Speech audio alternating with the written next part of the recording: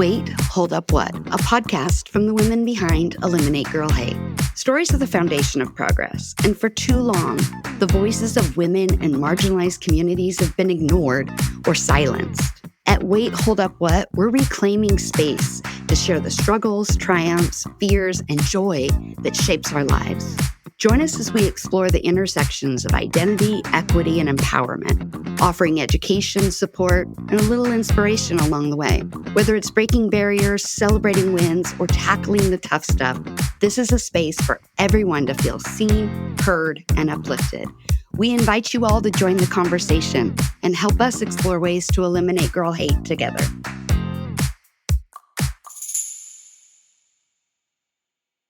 Can a bra help change the trajectory of a girl's life? Did you know that nationally, only 20% of girls engage in at least 60 minutes of daily physical activity, a lower rate than boys? Or that girls' participation in sports drops off significantly from the ages of 10 to 17? Wait, hold up, what? Yeah. Some of the barriers that contribute to this include lack of financial means, lack of role models, dropping body confidence, and concerns about body changes, including breast development and the need for a sports bra. The simple intervention of a sports bra, along with the normalization of body development, can change the trajectory of a girl's relationship with body movement for her whole life. You heard that right, her whole life.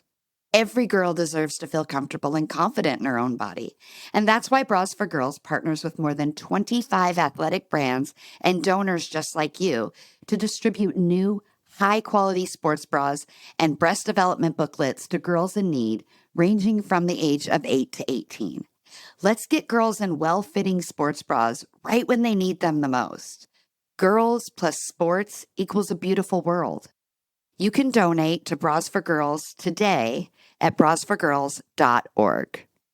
And as a side note, Eliminate Girl Hate has partnered with brasforgirls.org and will be donating a proceed of all merchandise sales to helping girls get in the bras that they need and keep them in sports.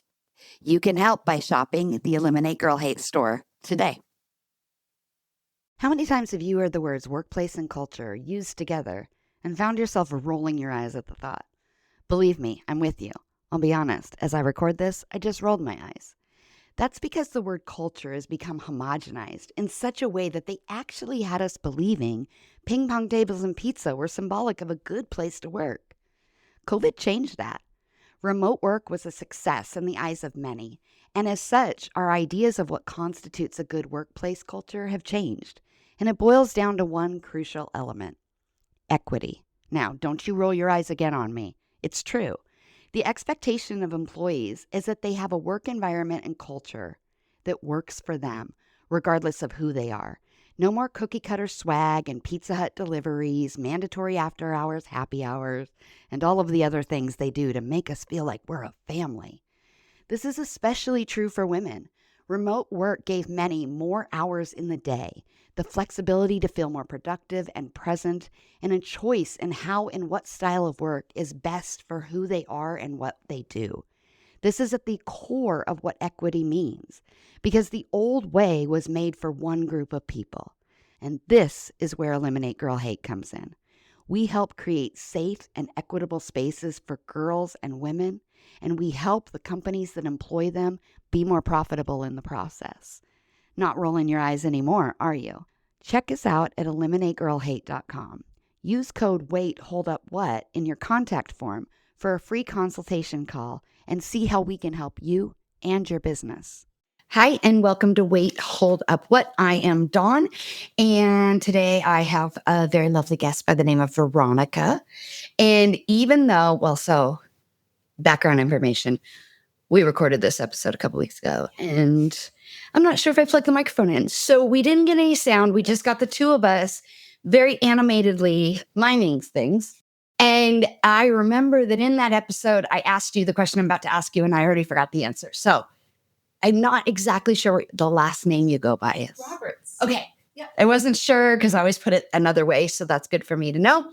So Veronica is a friend of mine that I have known for a number of years, and you work in the medical field, but you're not a doctor. I'm not a doctor. Okay, so what do you do in the medical field? I'm a director of operations. Okay. So my role is to help serve the people who serve our patients. And make sure everything runs smoothly. Yeah. I assume. Yeah. A mother of two. I am a mother and a life guide to two human beings. I like that. A life guide to two human beings. Yes. Ooh, that's kind of fancy. My job is just to help guide them through life. And we talk a lot. We do. And I think currently at this stage in my life, the deepest conversations I've been having lately have been with you. They've been very philosophical in nature, and they've been, I would say, targeted at what I feel like is a transitional period, I would say, in my life. For no rhyme or reason. Like, most people think of transition as like become a child to an adult, or single to married, or a non-parent to a parent. I didn't know how to say that. Like those types of things, or like retirement.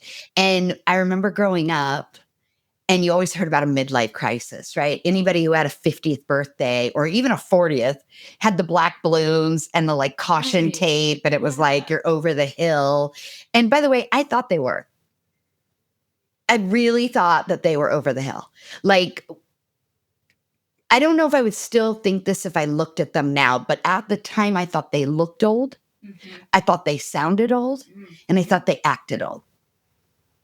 And at each stage of my life, when I hit one of those the 30 and the 40, and I'm coming real close in on 50, I'm like, this is not what I thought it was going to be. This is not what it was mirrored to me or exampled to me. Mm-hmm. It's different.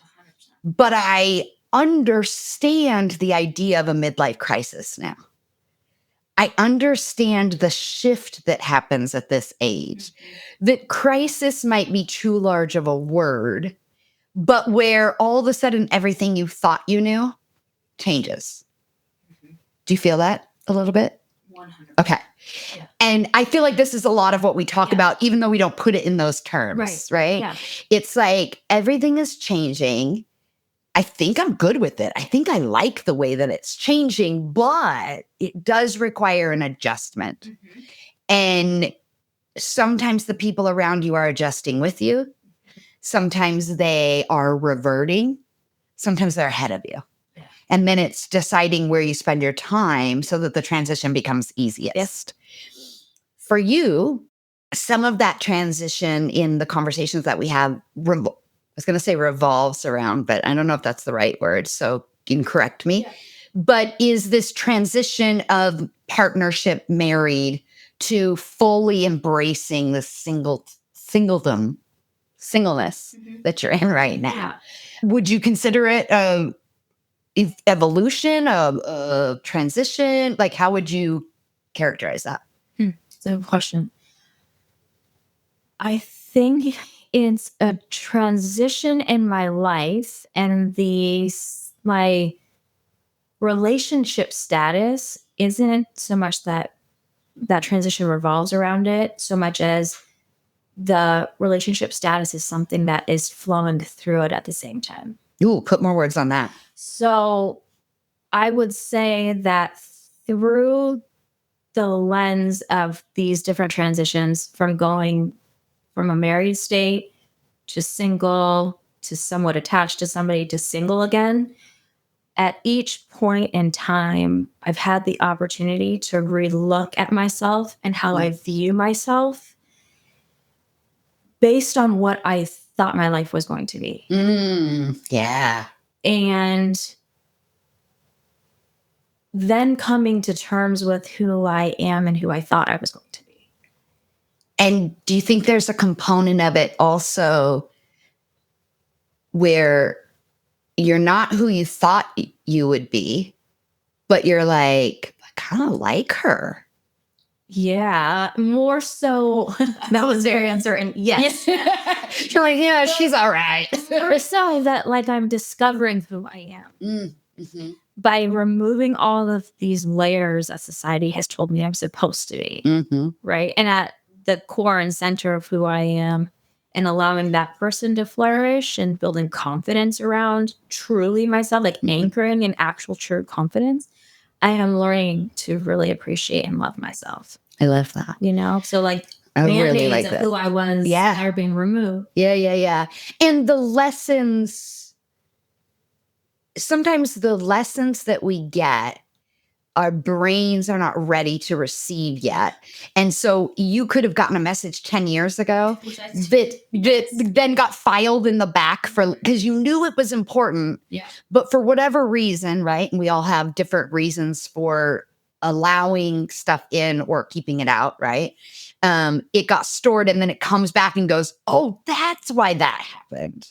That's why that was the lesson. And now I can fully embrace it and like step into it in a new way, right? Yes, that I agree. Do you think before this period of time, did you know you weren't confident before? No.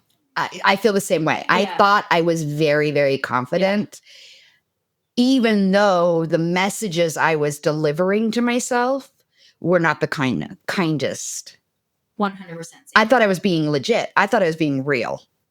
I thought, like, I looked at the world and I would see people who would go up and be like, I'm dope and I'm this and I'm whatever. And I'd be like, oh, so I saw you yesterday and you are not as dope as you think you are, right?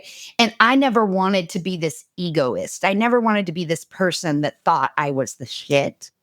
And so every small thing I would attack when I was alone. You dumb shit. Like, I can't believe you said that. And by the way, though that happens still. And I can recognize it now in the moment and go, did you need to call yourself a name? Okay, maybe you didn't like what you did in that moment and you would like to correct for the future, but that doesn't mean you're a loser, right? Like, and so the way I handle it is different, even though that habit still tries to sneak itself in, right? And I was never confident about my looks. I knew I was never confident about my looks. Like that was always there. But I thought that was a legitimate reason to not be confident. So I didn't feel bad about being unconfident about that because I was like, no, I'm ugly. So it's fine. I'm just being honest. Right. But my personality, I was like, well, I'm funny and I'm, somewhat smart. Like, so I could say that even though I would send the negative messages to myself. Right. So what kind of negative messages did you send to yourself before that now either don't get in or that you've learned how to quiet? Yeah. A lot of it for me, it was both physical and attacking my character or mostly my level of intelligence. So, I was never skinny enough or pretty enough ever. So baffling to me. Which is one of the reasons why I have always thrown myself into exercise, I think, while it can be very healthy and take care of yourself. For me, it was also a way to punish myself sometimes. And as I've gotten older, I'm working very hard every day to look at exercise as a way to make my body stronger and to take care of myself as opposed to punishing myself. So that has kind of changed. I will always struggle with how I look physically, but I can help to turn on or turn that off a little bit easier now. And I can recognize when it comes up. I think a lot of women, what you just said about exercise, and I think you could include eating in this, right? Yeah. Because diet culture and all of those things, I think a lot of women would resonate with that, where there's this double-headed animal, if you will, of health. Of what it means to live a healthy lifestyle. And you're either all in or all out. And sometimes it's hard to find the middle. But when you're all in, there's an element of reward and punishment. Yeah. And when you're all out, there's an element of reward and punishment. Yeah. Because you're like, well, I've been doing so good lately. I'm going to go get an ice cream cone. Or that's a simple example, or I'm going to have a glass of wine. Snowballs. Yes. I'm going to eat more. And then now I'm a loser because I didn't have restraint or I didn't. It's interesting. I'm doing an episode in a couple of weeks with a woman who works in strength and nutrition culture. And that the conversation is, how do we build strength without resistance? And without limitations for ourselves, and how do we deal with health in that way where we don't shrink, we grow, right? And so it's confidence and all of that. I mean, society tells us how you should and shouldn't look, right? Yes. Be small and to have muscles. And I've gotten that feedback from partners in the past. If you have muscles, like you're too manly, so you should stop lifting so much, right? And I think what the basis for all these things for myself and flowing through life and growing as a human person is that at my core, due to years and years of consistent communication with me, that I am somebody who isn't worthy of things, I have lacked having confidence. And so as So a you result- believe what people say, whether they are reliable resource or not. Exactly. Okay. Yeah. It's interesting because when you think about how all these things go together, there's so much that goes into this idea of confidence and healing and paths and even proximity or a location. So for example, I was relatively thin most of my life without knowing I was thin. And I mean, I knew early on, and I always wanted to gain weight because I grew up in a household that had different cultural standards than a traditional white household. And so I grew up thinking that Black women were the epitome of beauty in my household, right? And so and my stepdad would always say, you got to show them big, pretty legs, right? And it was like, oh, well, I'm too thin. So I always wanted to gain weight.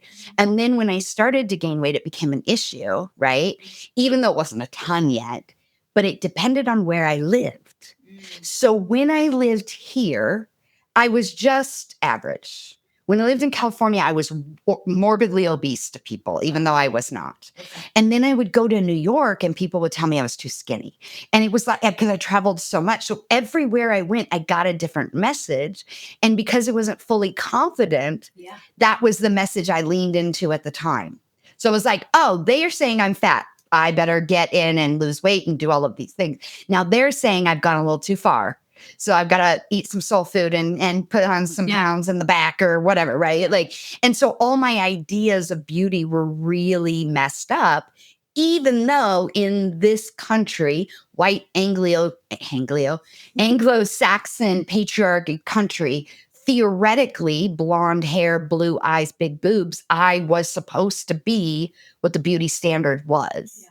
But that wasn't how I was raised culturally and all of those things. And so I rejected that. I didn't think any of that, right? And so you question all those things. But if my beauty is dependent on where I live or who I'm talking to, I'm never, ever going to feel accepted for how I look.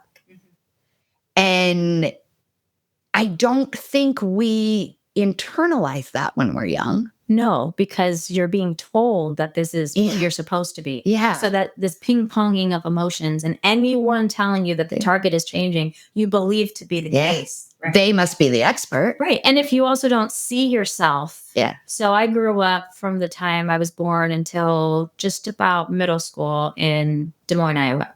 Wow. And and my whole dad's side of the family are blonde, blue-eyed Americans. And my mother is Colombian, dark-skinned Colombian. And I was, for the most part, in the areas that I was going to school and people that I knew, was like the only brown-haired, semi-dark colored little girl. And I never saw somebody who looked like me on television. And I also had a mother who was very critical of me, especially physically. And so I think that really, of course, really hurt me. And it wasn't until Jennifer Lopez that I saw anybody who remotely looked like me. Yeah. Right. And then that was helpful, but still not, because I grew up in the 90s where Victoria's Secret was what it was. And I didn't fit that mold either. So that was definitely, that's been an area of growth for myself, is leaning into just, how about I just like love me? Right? Like, I used to have a theory. This is how dumb you are when you're young, you guys. And I was not dumb. My theory was I was okay being cute. And I really identified more with that. And I think because my personality was a little bit bubbly and people always thought I was extroverted, even though I'm theoretically not, but I could fake it, right? I moved around a lot. I went to a lot of new schools. So you have to put on a show to meet friends and things like that. So my theory was, in order to be beautiful, you had to be tall. You had to be 5'7" or taller. Oh, goodness. Right?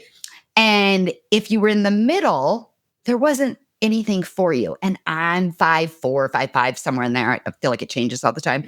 I'm in there. And I was like, if only I was 5'2", then I would be so cute. Oh, gosh, right? yeah. And then I would have this identity that was associated, but I'm just average. I'm in the middle, like, oh, like whatever, right? And it was the only thing. This is so funny. I never thought about it before, but I always wished I was like everybody else. What does that even mean? I mean, yeah, now it's so irrelevant. It's like, oh my God. Yeah. But in that moment, that was the only thing that I was like, well, I guess I'm average is something. Like, Oh, I see what you're right? saying. Yeah. But I used to tell people, like no one ever called me beautiful. There was only one person in my entire life who has ever told me I was beautiful. And it's my stepdad, right? And it's not even like, wow, you're so beautiful. He would just be like, good morning, beautiful. And not as a kid, it's more like as an adult. Like if I go to their house now, that's what he would say to me when I walk in the door. Mhm. He's such a sweet man. But I never heard that. So I was very good at tricking myself to say, okay, if I can't be that, what can I be? Okay. And then put myself in the box of what I could be and stay there. Well, that's almost better than molding yourself, because that's all I've tried to do is mold myself to whatever is beautiful or whatever there are other people telling me. But I get cute a lot. Mm-hmm. That's definitely because size. Size. Yeah. And it's interesting. Like that's a niche, Mhm. right? Oh, it's a fetish. Yeah. Yeah. And I think one of the other things recently that I'm learning is that whatever that pendulum shift is, like that's the thing I need to focus on removing from my space. And again, we've talked about this too, is a lot of this comes from this, at least for me previously, my desire to be attractive to the male gaze, right? Yeah. And so that's my area of focus right now is removing myself from that. I don't need that. Yeah. And that is liberating in and of itself. Yeah. And what do you think? So I feel the exact same. Now, I'm actually going to ask questions. So part of this for me is I'm 48. I'll be 49 next week. Yay! Oh, yeah. So exciting. That was probably the grossest face I just made too, but whatever. And I've heard a lot of women say this, and I can fully relate to it now. When I turned 40, the male gaze stopped happening. Every once in a while, there's an 80-year-old who catches my eye and gives me a little wink and but for the most part, people don't notice me anymore. So like I go into grocery stores and people physically run into me. That's how like invisible I am now, right? And I've heard a lot of women say that happens as they age, right? Because that beauty standard changes and we're not seen as desirable or sexual objects anymore as a generalization. I don't want to, whatever. So when that happened, a light clicked for me. Well, if no one's looking at me anyways, what am I so worried about?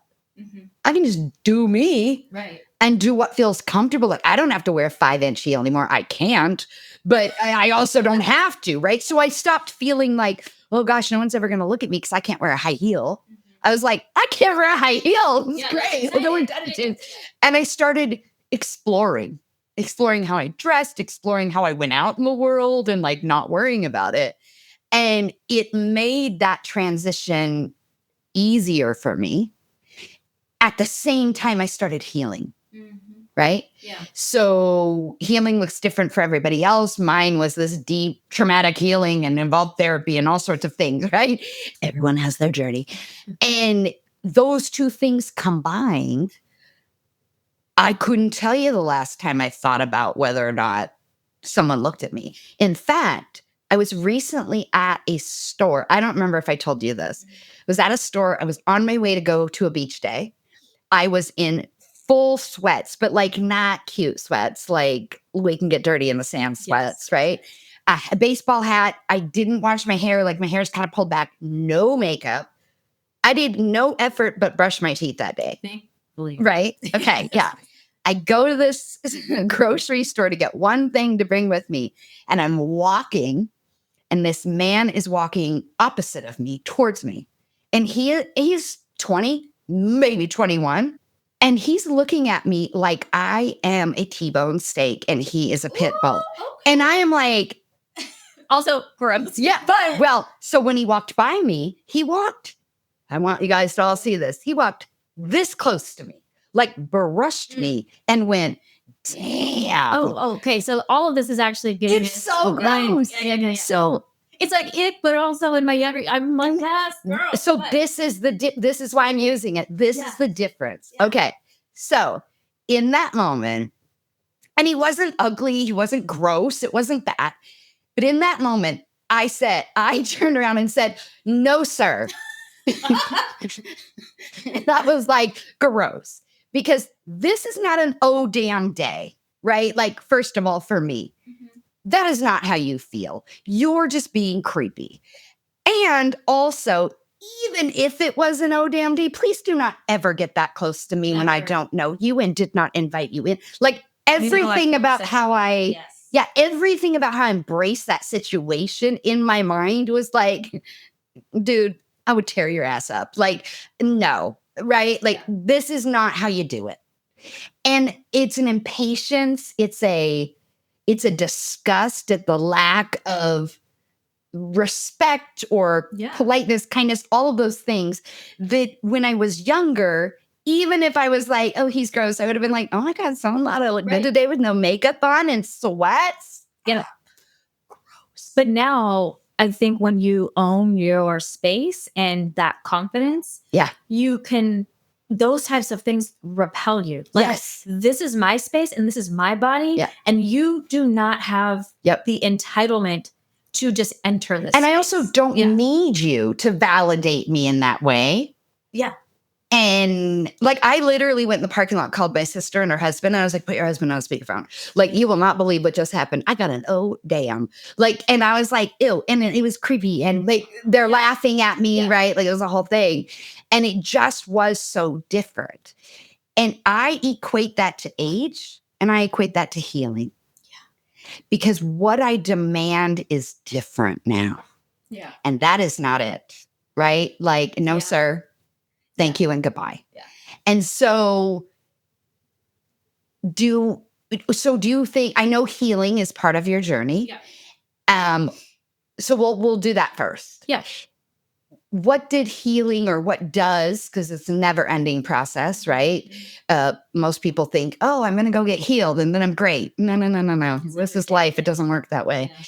But what started the healing and what does healing look like for you? Like, is there a modality that you use? Is there lesson? What does that look like?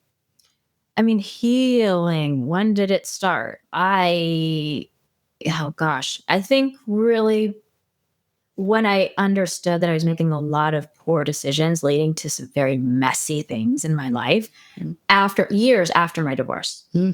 And then starting to peel those things back. It almost happened simultaneously to a certain extent with leadership training, because in leadership training, you have to learn a lot about yourself in order to lead others, right? So, I mean, that all came first, but I think once I recognized that there were decisions that I was making that were leading to some really messy decisions, at some point, those two things converged. And I just started being really honest with myself and asking myself a lot of questions. So things that I would normally do in mentorship conversations with people who I lead, I would start asking myself those things, right? So if I felt a feeling, let's peel that back. Why do we feel that feeling? Well, what does that feeling mean? Well, right. So peel. So when you peel, do you peel verbally? Do you? It's all inside my head. It's all inside your head. Okay. Yeah, it's all inside my head. And I'm trying to get better at not necessarily needing to talk all of these things out with friends, but really be inside. Trusting yourself and your relationship with whatever power you believe in. Yeah, and whatnot. Like, I mean, the thing is, the more you share, I've learned, the more you open yourself up for criticism. And that's not always the healthiest path when you're going down this healing journey, because people will bring a lot of themselves to what you're sharing with them. And I can be very open and vulnerable. And then it exposes me to then not actually understanding the direction I'm supposed to go. And then I don't listen to myself and my gut. So I'm trying to lean more into being a little bit more cerebral and solitary in my healing journey. The other thing, I don't think I know this. The other thing is when someone goes on a healing journey, spiritual journey, change journey, whatever you want to call it, it scares the people in their life because it will impact them. So if you're changing and they're not ready, their inclination is to say you don't need to change because they like the homeostasis that is there, right? So, and they don't know that I have to believe for humanity that there is rarely this thought that goes, I'm going to fuck their shit up right now and not let them heal, I don't right? think that's the case at all. Yeah, but there is this trepidation subconsciously that if you do that, are we still going to be good? Is this going to work? Yeah. And some people change in ways where you're like, that's scary because of my own journey. Right. Right. Is it calling something to the carpet for myself. And am I ready for it? Yeah. I think less so for me are people saying stay as you are, and the more I open myself up. I think because of some of the people that I've surrounded myself with who are very critical, feel like that's an open door for them to just dagger me. And that's not helpful right now. Like anything that I share, I already know I'm imperfect. So I'm going to continue to work on those things. Right. But more than anything, it also just takes away my ability to hear myself in my gut. And that's a really strong space for me. But it's also very easy for me to allow others to influence what my internal narrative is. So I'm working on that piece. So that's a lot of what I do is reading and a lot of research. So anytime that I run into something where like that, hey, that's an opportunity for improvement or growth, let's learn about it. Let's learn what other people say about it. Let's get a book about it. Let's read through it and let's really get educated. So I have so many questions. Yeah. First one is, do you write? I have started writing. It's a really good way there's a ton of research about it I can share with you, but it's a really good way to take that internal dialogue and place it somewhere where you can examine it later. Yeah. Because especially if you're someone, which I think all of us are, right? Our internal narrative is skewed. Right? We tell ourselves stories for a long time that probably are false. Yeah. So when you write stuff down and you go back to it, you also have the ability to see the narrative and remove yourself from it a little bit rather than when you're talking to yourself and it becomes this like never ending dialogue, right? There's a period and there's a question mark in the writing. That has helped me a lot. It also solidifies the thought. It does. Instead of allowing it to just be a thought that then goes away and then you never recoup it. Once you've written it, There's a wonderful book by Elizabeth Gilbert called Big Magic. I recommend this book to anybody, but it is technically made for creators or like artists, artisans, whatever that is. But there's a concept in the book that says, you know, we get all these ideas, right? Every human being does. You get that thing that wakes you up in the middle of the night, thing that inspires you in the shower.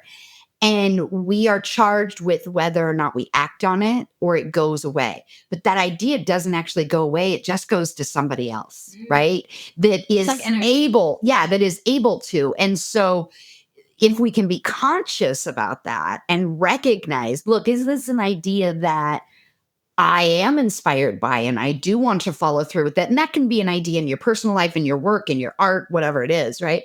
But it's this interesting concept that nothing actually ever goes away. It just goes to another host, if you will. It's just, that's just the concept of energy. Exactly. Never lost, right? Exactly. There's no new ideas, right? Yeah. They're just recycled and expanded upon. That's why the best art is sometimes stolen and then revised and edited and all. It sounds awful, but it's better than that, I swear. It's edited. It's enhanced. In a different way. So started to write and do things like that. I also, just for the listeners, sometimes I cannot write fast enough for the way that my brain works. And so when I am having a bout with like anxiety or intense emotion, I will actually turn my phone on, either a voice memo or a video, but I'm not actually videoing myself. It's just next to me. Yeah. And I will talk out everything that's in my head. I started to do that too. Yeah. If I have an idea while walking. Yeah. And I can transcribe it into a journal or whatever, but it's just sometimes it's too much. It out. Yes. It needs to be in right form. Yes. Yeah. That's been really helpful. And then, okay, so that was one of the questions was, do you write?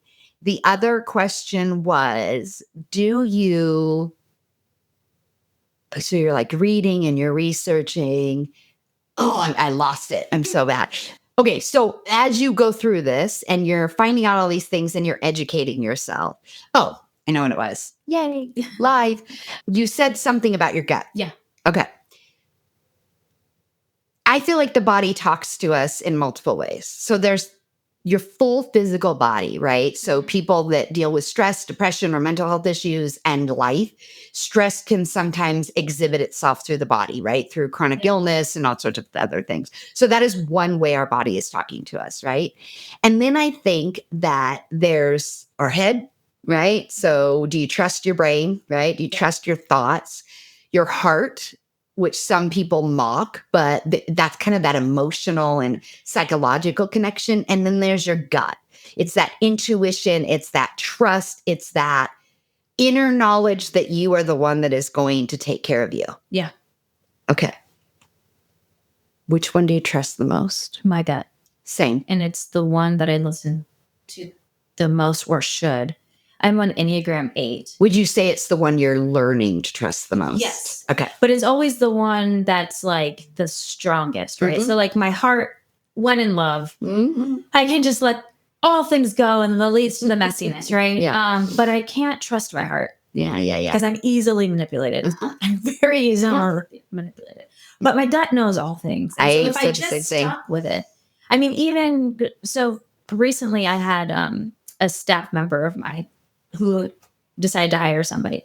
I've never met the person that they're hiring. I haven't even looked at their resume. And she's like, I'm going to hire this person. I said, I have a really bad feeling about that hire. Mm. And I can't tell you what it is, but I don't think it's going to go well. Mm. And who was right? Yeah. I was right. And literally everything that I thought about this person, not knowing this person, never meeting this person, I could just feel the energy came to fruition. So if we look at the past and we look at, because a lot of what we wanted this to be about is how this journey of healing and maybe even aging, whatever it is, right? How it changes the way you approach relationships and your desire for a relationship at all, like, right? Like a partnership. But for us currently, a cis hetero partnership, right? But it could be for any type of that. But you're like life partner, not like your girlfriend, your boyfriend, your guy friends, however you want to say that. Do you not use your gut in those choices before? And that's A. And if you didn't, was it because you didn't trust your gut or you weren't listening to it? Not listening to it. Is that because your head and your heart were louder? I think it's because in those moments, I had a greater desire to be wanted and for this fantasy life to come to fruition than I wanted to be in reality. So healing is such a esoteric word. So what changed the desire to be wanted? Or is it still, I mean, it probably is still there to some degree, maybe? I actually every day care less and less if a man thinks I'm beautiful. And that is one of the most empowering things that I have stumbled upon.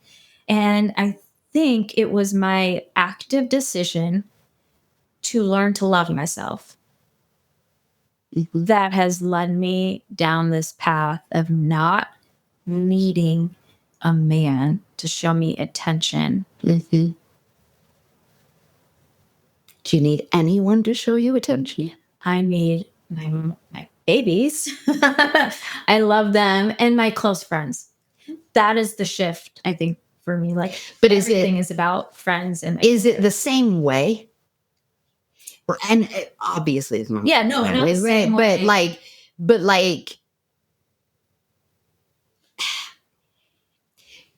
there's something you could call like displacement theory, right? So it's like, okay, I used to get all of my value and my worth from I'm making this up, Mom. This is not about you, but I just need a sample. So I used to get all of my value and worth from my mom, right? And then that transitions to a man in my teens or whatever, right? And then as adult, it might transfer somewhere else. But that unhealed need for worthiness in another human being can remain, or it can evolve. So do you think the value you're seeking through your kids and through the female friendships that you have in your life, do you think that's an evolved form of being worthy in someone's eyes? Maybe, but I don't think I need to be worthy anymore. I think that's the piece. Okay. Right? Like I'm not working to be worthy for anybody because I just am intrinsically worthy as a human being on this planet. Like that's where I'm kind of moving towards. So I want, not need. I want and benefit from having my close relationships and the love of my children. And I work very hard at having the great relationship with both of those groups of people because that's what gives me fulfillment. I do not find fulfillment in my romantic relationships with men as I have experienced over my life. That's not to say that there aren't people who do. It is currently Or not that in you my won't story. at some point. But it's not my goal. It's not my focus as it used to be, right? There's a bit of trust, right, in that to release myself and allow my heart to just do the thing that it does, which is messy. So I don't require that. And I think that's where this really strong sense of empowerment and confidence has come from, is that like I'm just going to walk through the world knowing that because I was born, I'm awesome. So I have to ask something about that.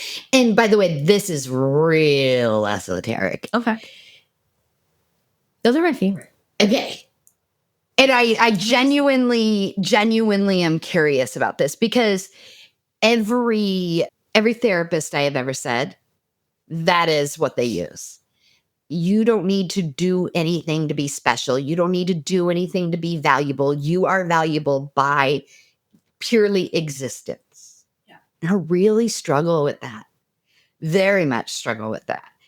And obviously that comes to my own trauma, my own healing and all of those things. But when I look at it in a general world sense, someone who is a serial killer, right? And they're what we would deem in our modern culture as evil. Is that person still worthy of love and all of those things? Now, I'm not saying that they're not. Yeah. Because like I have certain beliefs that feel that way about people. Like I don't believe anybody deserves to be treated poorly, even if they were someone who treated others poorly. Right? Like I don't feel like one begats the other. Yeah. But it is hard to think that you can be valuable just by existing. Sometimes I struggle with that. Yeah. So how do you get there in your brain? I think it's reminding myself that every time that I think something negative about myself, that that's a lie that I'm telling myself. And do you think that's for everybody? I would argue that likely, yes. And we all exhibit certain toxic behaviors as a result of our past. And it is not for me to judge how somebody, I mean, it's very easy to judge somebody who's murdering somebody, right? Or somebody who's wronging somebody. But that would be a demonstration of how somebody is exhibiting the pain and trauma of their past. I am going to make an assumption. Just like my bad decisions are a result of my past and what my healing is. I'm reading a book currently that I've been reading for a long time that you and I have been talking about. And now I can't remember the name. What is it? The Body Keeps Score. Body Keeps Score. Yeah. And I've reached the point in the book where they're talking about the different parts of yourself, right? So there are different parts that show up that have evolved to protect who you are, right? Or they are exhibited during certain moments of stress. But at your core, you is the person who is supposed to be managing all of those different parts of yourself. And for the majority of my life, my manager, the critical person, has been front and center. My type A personality, my very go-getterness, my very goal-oriented, successful person that I am is because of that. But that part of myself has shown up because of all of the past trauma of being criticized and the levels of abandonment that I have experienced. And that is what I'm currently working on, is taking that part of myself and releasing it and allowing it to just relax so that my me can come forward. And the more my me comes forward, the more I really begin to love the person I am and forgive the person that I was. Which I think is so important because I've made so many mistakes.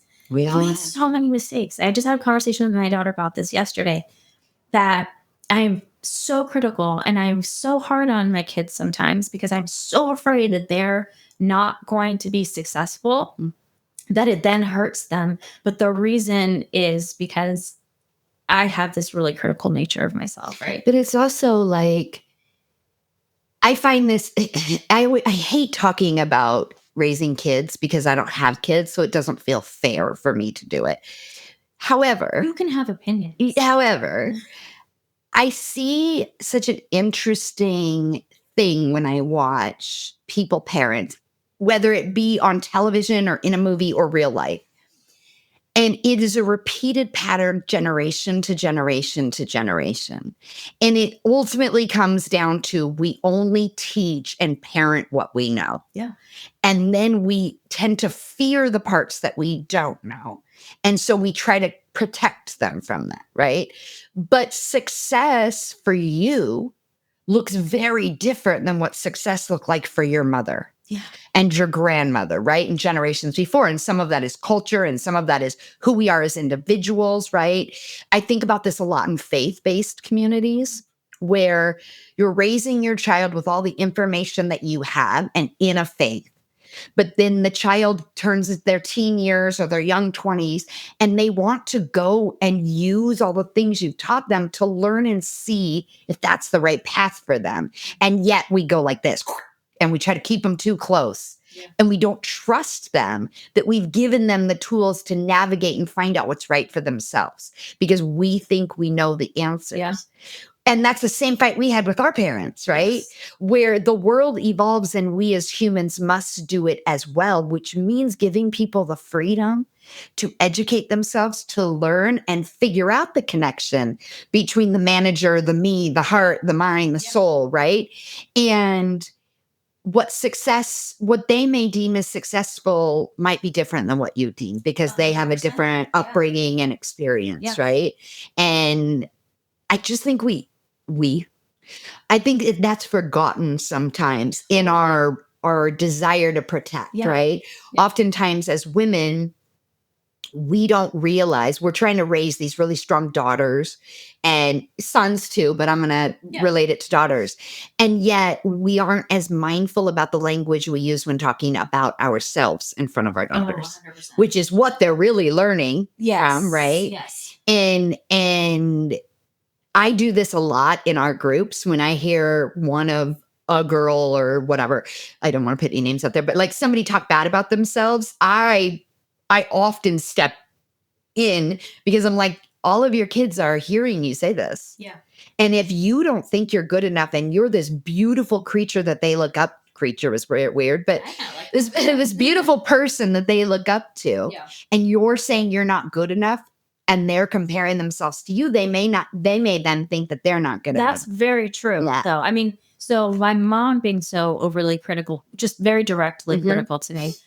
Also, it was how critical she was of herself. Yeah. Yep. And so having children, especially having a daughter, I did know that to be true. I tried very, very hard to not say things about myself that are negative for that reason. Yeah. And she's a pretty confident person, right? I mean, but I'm also really honest with her. But that's one of the areas that like I knew for sure is true because the way my mother felt about herself, I internalized and was never good enough, right? And one of the reasons I work so hard is so that my mom can't criticize me. That is another thing I've learned. And so I try so hard so that woman cannot criticize me anymore. And I've done more than my mother could ever have anticipated being able to do for herself.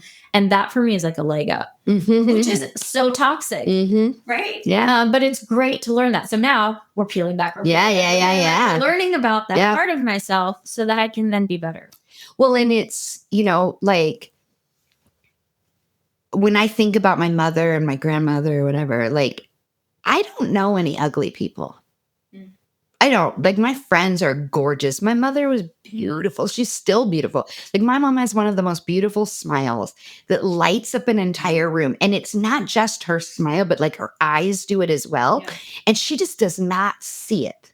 So when I grew up and I had all these skin issues and allergies and chronic illness that manifested on my face. So if she thought she was ugly, right? Then I'm like, oh, that just validated how ugly I am.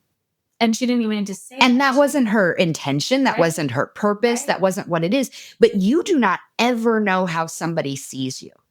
I won't use any names, but if you think about anytime you're in a group of girlfriends, right? And we're all different shapes and sizes. And inevitably, the smallest girl talks about how fat she is. Mm. If you think you're fat, What do you think about me? what do you think about me, right? Yeah. And And it has nothing to do and it with has you. nothing to do with me, but I'm sitting there looking at all these gorgeous people I know that don't see what I see when they look in the mirror. And then it becomes that comparison and that talk, right? Now, again, it's a little different now at this age because it's like, look, I'm never. Also, most of my friends aren't white. So I'm really never going to meet that beauty ideal that I see in them, right? So mine is different. Right. Hang around a lot of black women when they tell you that black don't crack and white people don't age very well. And you're all of a sudden like, oh gosh, I need both. Like it's funny and it's very true. But also it's just like, okay, well then white does crack. So I'm never, right? Like I'm never going to meet that ideal. So why punish myself for it, right? Like, but also, like maybe that's the layer to start peeling away. Exactly. Like, I should be beautiful. Exactly. It's just a different version of beauty. Let's continue to inject this in our friendship. Yes. That, like, let's not have to show everybody our ugliness. Yeah. Like, let's tell each other why we think that we're beautiful, and it doesn't have to be what's physical. It doesn't. It doesn't. Right? Because, like you said, it goes away. It all goes away. No one's going to be looking anyway. And actually, I want to change that. Look, we're just that's reframing as we go. It doesn't go away. It evolves. Yes. Right? Yeah. And you earn the battle scars that you get that showcase your beauty. Like I was always one of those weird girls who I didn't like the guys everybody else liked. I always liked the weird looking guys, like the one with the scar on his lip or like a birthmark. Like I always thought that it gave character to who they are. And so I try to look at this aging process is the character that's coming into my life and my world. And whether it's looks, personality, all those things, it's part of what makes me me and that character that I am and that there's interest in that, right? If you look a certain way or you're like everything is airbrushed and everything is perfect and there's no scars or battle wounds or character, it's not really interesting either. Mm-hmm. And I'm aiming for an interesting life, not a boring life, right? Like I want to make sure that I've ridden the ride till the wheels come off. I am with you. Right? Yes. Like I want to enjoy life without worrying about the things that I spent so much time worrying about. Yeah. My size and things. By the way, and I'm not immune to it, right? Like nobody is. This is a different weight that I'm used to. This is a different look than I'm used to, but I'm not who I was. And so is that automatically bad? No, it's just different. And how do I then learn to embrace what is in the now to appreciate it because it's still working for me, right? Like I'm still able to do things and be successful and be happy and laugh and cry and experience all these emotions. So my mom asked me recently, Mom, you're just coming up a lot today. I don't even know if she listens, so it's even funnier. Yeah, because sometimes you get scared. You're like, oh gosh, what if my parents listen? And then they probably don't. They're like, I have heard you talk enough in your life, which is what my sister said to me. She's like, I don't need to listen to your podcast. I know all your stories. I love you. So my mom asked me, she said, for a long time, she said that she feels like I will be missing out because in her mind, I chose not to have children and I am not in a partnership. And I really haven't been in a serious relationship in quite a lot of years. And she's worried that I will regret those choices. Now, we could argue about whether or not I think those were intentional choices or it's just the way the wind took me and I followed the wind or whatever. It's irrelevant. But I said to her recently, we were just talking about it and she's like, how are people dating or whatever, Mom likes to get the hot goss. Yeah. And I said, I got to be honest with you. Of every single woman that I know, not a single one of them is really interested in meeting and marrying a man. We are all the women that I'm talking about, the cis heterosexual women that I am friends with. they still like men. Like they're not, deciding to explore other avenues, but it's not a goal anymore. Yeah. And she was like, really? And I was like, yeah, it's just, I don't even know if we think about it. And when we do, it's very utilitarian. Yeah. Not to get too in the weeds. But you don't even need that anymore. I don't need that anymore. I haven't needed it in a long time. Shh, shh. I can't even believe I just said that. It's somewhat out loud, but it's just not like I don't need to be on a dating site. Look, if I'm somewhere and some meet cute happens, okay, fine. I'm open to the universe for sure. In a way I have not been before, even though I thought I was. But it's just not something that's on my to-do list. Yeah. And she was very blown away by that. I think she just thought it was me. And it's also generational too. Yes. There's a big component of that, right? So this is something we've talked a lot about. And there are studies that suggest that women who are single live longer. Yeah. And men don't. Men who are single do not thrive like men who are in relationships or married. Yeah. And I think the concept of need is what we need to be talking about, right? It's not a need. It's a want. If that's what you want, that's great. Yeah. If it works out for you, awesome. Yeah. But there are other ways to fulfill our lives than just solely being focused on a relationship with a partner. And I feel so fulfilled in my life that I don't need it. And, there's a lot of articles that have been coming out lately in every major newspaper and magazine and online resource where they're like, I can't remember the year, but pretty soon 45% of all women are choosing to be single or whatever that is, right? And they cite a couple of things, right? And it's economic security. Women are, at today's day and age, women graduate every level of schooling at higher rates than men. So women are more educated than men in our current culture. And with that becomes economic stability and financial stability, right? That we didn't have before. In the Women in Wealth series that we've been working on, we talked about women weren't even allowed credit until the 70s, right? So, and home ownership and all of these things. So the original basis for marriage of financial security and stability doesn't exist anymore. The other thing that these articles talk about is that there's an emotional labor component of it, that women want to free up that emotional labor to be about themselves and their own healing and their own happiness and joy and all of those things, rather than, and I'm saying this crassly, sorry, not sorry, raising another child that is a full-blown adult, right? And because gender norms, while they have changed in society in the home, they've still remained pretty standard. So we do additional labor, and then we do the emotional labor of people that haven't done the healing or haven't chosen to go and do that. And we have all this toxic masculinity that is growing, not shrinking, in part because men are finding themselves to be obsolete in the lives of women because they are choosing not to listen to what women want and need. Because they wouldn't be obsolete. Like I have what do you call it? I do like a little word manifestation every day. And I have 4 words that I'm trying to manifest in my life. They have pretty much been the same words for like a decade. But this year, it changed one of them. So I would always say health, happiness, prosperity, and companionship. And I don't remember who I was talking to, and it wasn't about that. But they were like, oh, yeah, I don't strive for companionship anymore. I strive for partnership. Mm-hmm. And it blew my freaking mind because I think a lot of women are trained or programmed to think that they need a companion in their life. And we romanticize this idea of companion. But if I have to do all the emotional labor and the extra home labor, all you're doing is maybe rubbing my feet every couple of months. And on every TV show, it sounds like that doesn't even happen that much in marriage. So now I'm like, I don't understand. Oh, well, you're helping to pay the bills. Okay, well, I make a salary where I don't need that. Where does that come in? And this idea that it's a partnership, right?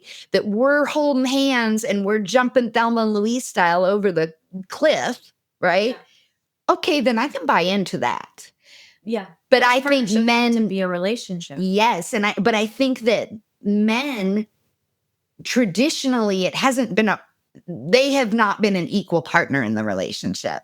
They have been a silent partner that somehow got to make all of the calls. Yeah. And that's not the way life is right now. And now that we know you're not giving me what I need, and I'm okay with saying no. Yeah. If I don't get what I need. Well, the hard thing too is that we've got some good girlfriends who have really phenomenal examples of a great partnership with their husband. Yeah. But those men are not just like everywhere.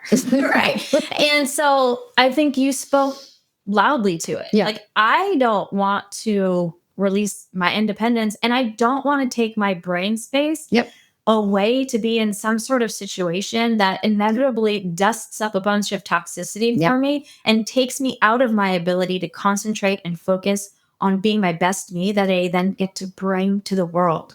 Like, my dad has 4 children, 4 grandchildren. He's never changed a diaper in his life. Ooh. I'm sorry. No, thank you. Yeah. Well, I don't like to change them. Well, you think it's a joy for the rest? I've changed enough diapers to have had 3 children, and I have 0. Right? I didn't know this was an option. Yeah. Right? And that, to me, it and I'm not trying to put a dig at my dad. That wasn't the intention of that. It's just that thinking. Thinking of women's work and men's work. Yes. Yeah. And I mean, even that thinking doesn't work for me anymore. Yeah. If there's a trade-off, we can make that deal. Like, my sister lives with me, and for a very long time, I hate the way she unloads a dishwasher. Oh my gosh, it drives me up a wall. I said unload, right? Yeah, like put dishes away. She absolutely hates, and it drives her up a wall, how I load a dishwasher. So it was like, cool. You load, I unload, right? Like, we can solve this. Yes. That's a partnership, right? In a much smaller scale. But a partnership isn't I'm going to load and unload. Exactly. Right. But that's what it ends up being. Exactly. For everything. And here's the light bulb moment. I think if you're a man listening, you helped raise us to feel this way. Mm-hmm. You guys told us we could be anything. You said you wanted us to learn how to change the oil in our car and change a tire, right? You helped us because you didn't believe that men were good enough for us. And at the same time, you didn't raise your men to be good enough for us. Mm.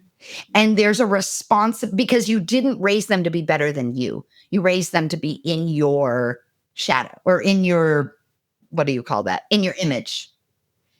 And that's where the disconnect is. Well, which is also, I mean, just that example alone is a very small fraction of the population, right? Because there's such a large demographic of fathers and their ability to be present, for sure.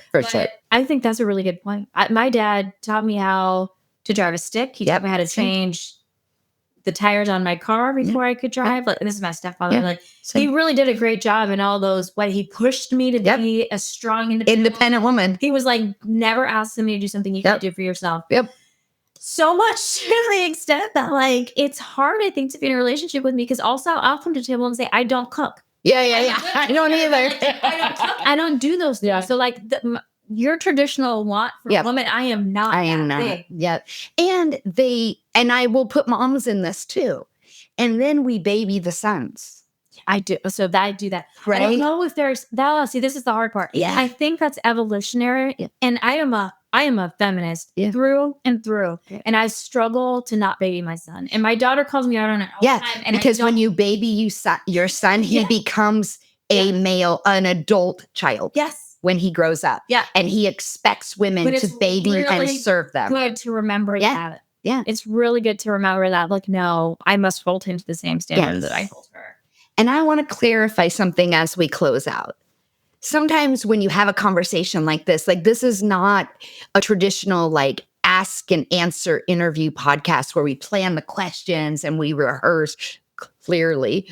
It's a conversation that you're eavesdropping on that we are doing in real time. And because of that, it can be easy to say something that could be misconstrued or could be generalizing a population. And that's not the goal of this. This is completely based on our experiences, past, present, and somewhat in the future, right? And what we see. And you get to take from it what works for you and what doesn't. And the rest of it. We're not here to affect. You're only here sometimes. I'm here all the time.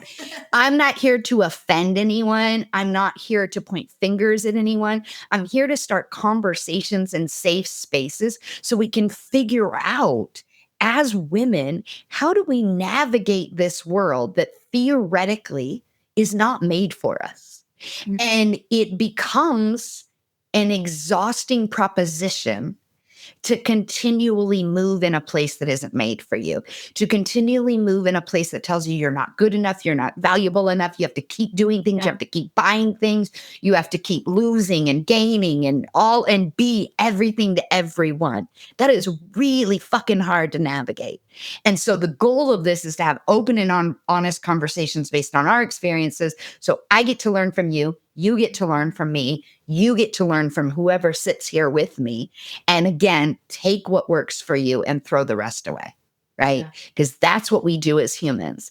You don't want to be in anybody else's model, right? You want to be you, authentically you. And this whole conversation is about, or was about, how the process of healing and as we've talked about in previous episodes, embracing your authentic self, your beautiful weirdo, how that opens up a world for you that is truly unique to you and can help you find joy and ride this thing till the wheels come off.